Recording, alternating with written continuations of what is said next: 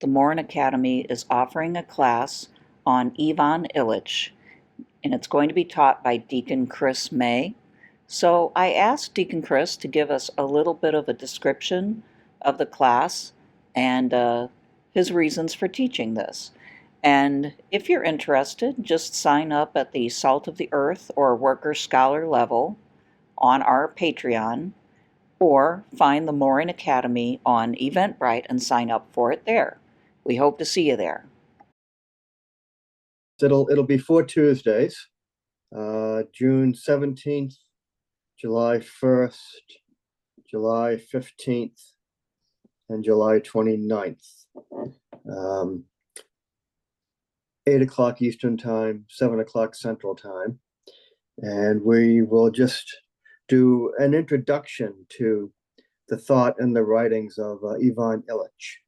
Illich was very, very popular in the 70s. He's more or less forgotten these days, but in the 70s, he was all over the place. His books were published in mass market versions, available in supermarkets and airports. He was interviewed by the New Yorker. All of his books always got reviewed. He was very, very, very much celebrated in the 1970s. He was a European. He was a Catholic. He was his main education actually was in history, medieval history, and he was a social critic. He wrote books about education, about the medical system. He was a critique of institutions. He was uncovering ways in which institutionalized systems alienate people from their innate capacities and sever them from their embodied humanity. He sought to restore autonomy, dignity, and conviviality to human life. He thought that modern industrial society disrupts the natural patterns of life, replacing lived personal experience with impersonal, commodified systems. There are many points of similarity to the work of Peter Morin. Morin did not have the same scholarly credentials that Ivan Illich did, and Illich was a generation or two later. But both of them were very, very sensitive to what happened historically to get us into this modern experiment, and how did it change the way we view our world, our lives, our society, each other, the meaning of our lives.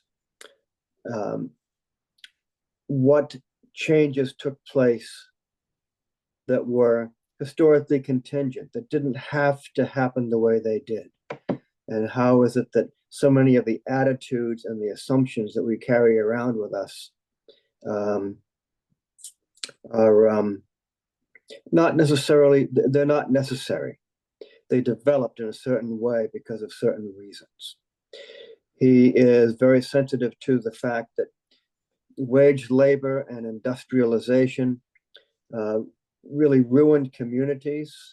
It ruined families. It brought us out of the cottages where we lived and worked with our family. It brought us into the dark satanic mills to work for wages. Neither one of them, and neither Morin nor Illich, really thought it was possible to go back to the way things used to be. They didn't want to go back to the way to a medieval form of social and economic organization, but they wanted to bring home just what it was that we had lost as a way of making us aware of what could be again.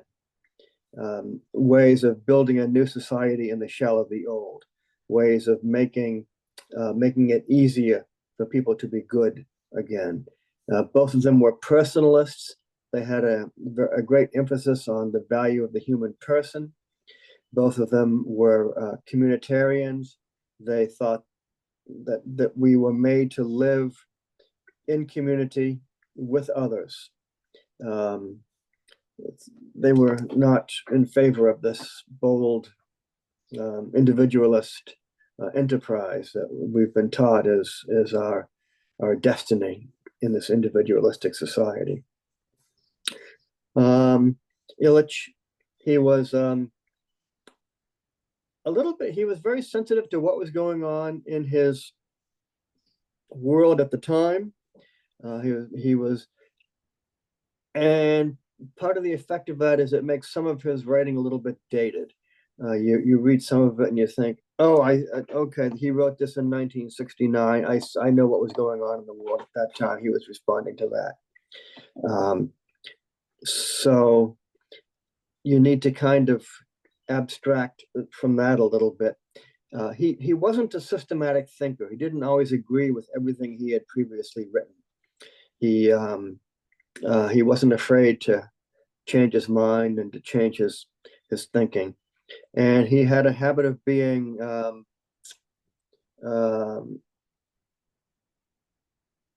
maybe he tended to overstatement. He was very enthusiastic in his expressions sometimes. And he also would use words in a technical sense. He would give them a specific meaning, which wasn't always exactly the way we use words in everyday English, which is very common for philosophers. So he would write about tools and systems and gender and so on. And he would have specific meanings for these things. And if you didn't really pay attention to what he was saying, you'd get completely the wrong idea. He didn't want to change the economy. He wanted to find ways for us to step outside of the economy, to step outside of the way we had been thinking about things and viewing things. He was neither a liberal nor a conservative. He was a radical, and that can mean, well, come back in a couple of weeks and we'll find out what that means.